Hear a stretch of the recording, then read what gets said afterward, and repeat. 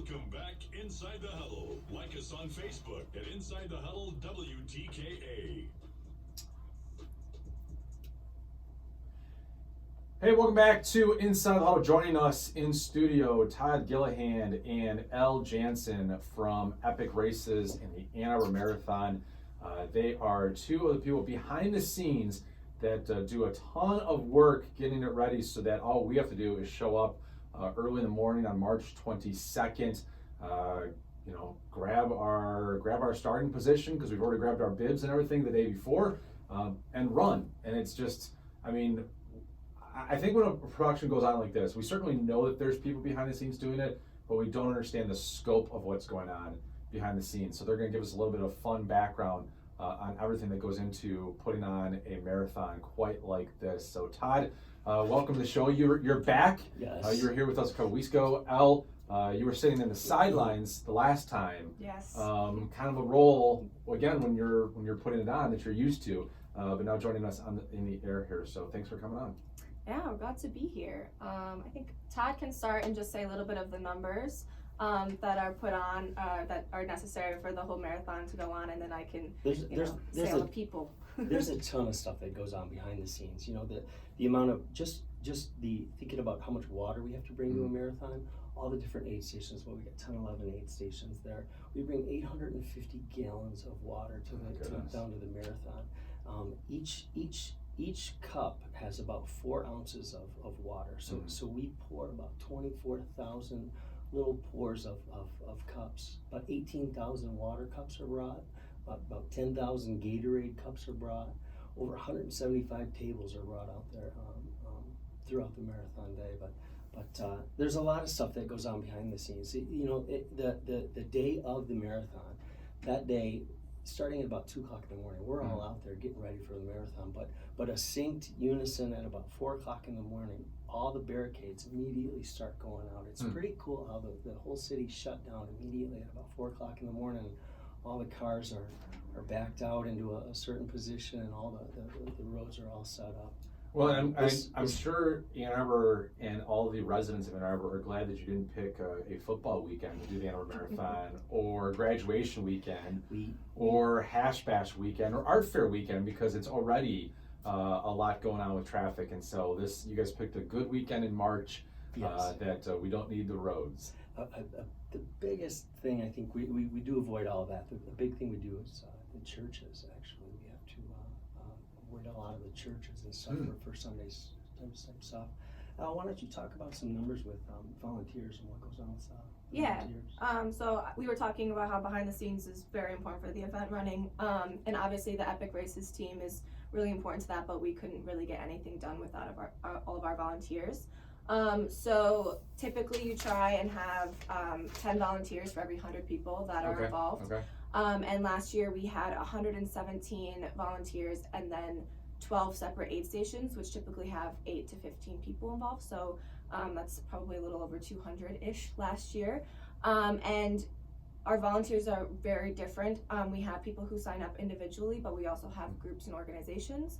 So we had, U of M Greek life organizations, we had Relay for Life, a lot of different types of groups with different common goals that kind of just came to help out last year, which was really great.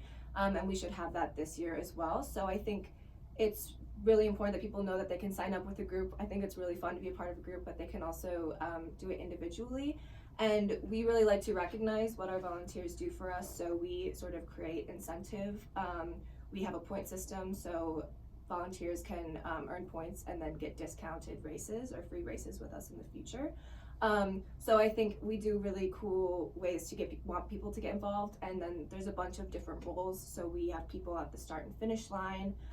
We have people at the food tents. We are a zero waste event, so we have a recycling tent where people make sure that we stay zero waste. And then, like I said earlier, the aid station, so passing out water and Gatorade to runners, and then course marshals, which make sure that all of the participants stay on course and don't get lost. Yeah. Yes. That's helpful. Every once in a while, there's a course that's a little tricky, and you start running, and it's, and the worst thing that happens is if there's like a big group that starts running the wrong direction, because you have ultimately just follow the person in front of you, and that person's following the person in front of them.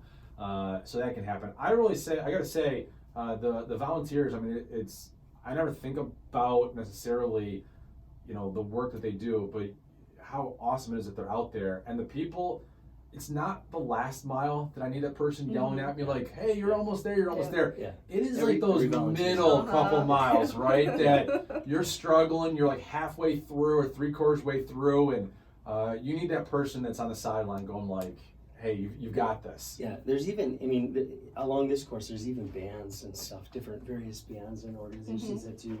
Well, there's the drummers and stuff that go out over on the Huron Hill.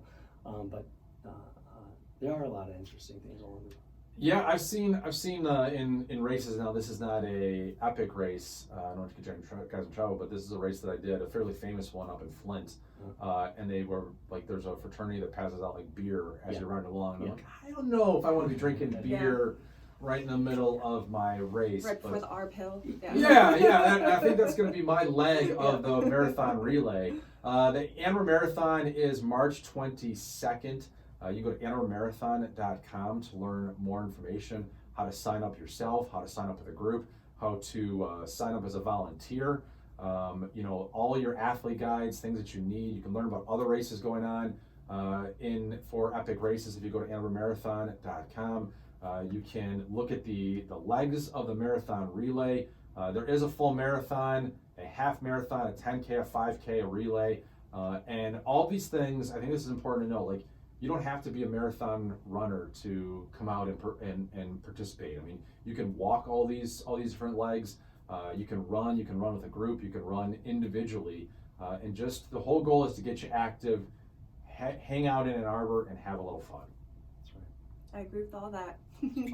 Who are some of the volunteers? Like if someone's listening and they say like, hey, I don't know if I can run it this year, but I might want to volunteer. Like, who are some of the volunteers? Not like individual names, but like, what type of people does the Ann Arbor Marathon attract? Yeah, I think in terms of, I think not every organization has the incentive program that we have. So I think it's a lot of runners, people who want to do our races. So they could be involved in triathlons or bike races, or swimmers who would want to, participate in future races. But I also think there's a lot of, Ann Arbor locals who want to be a part of events that are going on in their city, and, want to be a part of it, because some of them are out there with us setting up at, 3 or 4 in the morning and then staying until 2 p.m. And I think it's people who kind of care about the successful events, because I think these events are actually really important to Ann Arbor. We attract a lot of athletes and their spouses as volunteers. Yeah. It's everybody knows how difficult it is to put on a race like that and to keep everybody on course and happy and going. It's amazing to see everybody that runs by thanking all the volunteers. You just know what's going on there. Absolutely. Thank you. It's a great feeling. And I think we have volunteers that are as young as high school too. We've had, Pioneer and Huron High School NHS. We've had Pioneer football come out. So I do think it's cool to see kind of volunteers of all ages participate as well. AnnArborMarathon.com for more information, either again to sign up as a participant or to sign up as a volunteer. To Elle and to Todd, thank you very much for coming out. We really appreciate it. Any other final? Some of the numbers were pretty overwhelming. You got like one last big one for me? How many people we got signed up so far? I don't know the exact number right now, but if you should be on track for. You try to go for 10,000? 10,000? I wish.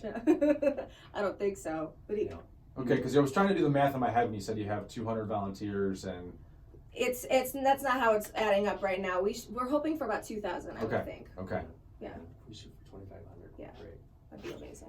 All right. See, that's why I'm not the math person here.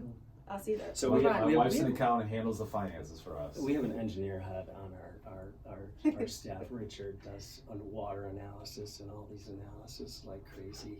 He shot me all kinds of grids this morning of all kinds of stuff he does. Thank God for people like that. Absolutely, yeah. We all have a role to play, and mine is not to do math. When we come back, we will talk to Dan Murphy from ESPN and John Barr from fellow author for Start by Believing. Larry Nassar's Crimes and Institutions That Enabled Him and the Brave Women Who Stopped a Monster. Came out on January 14th. This is Inside the Huddle on Sports Talk 1050, WTK Ticket. Great stuff.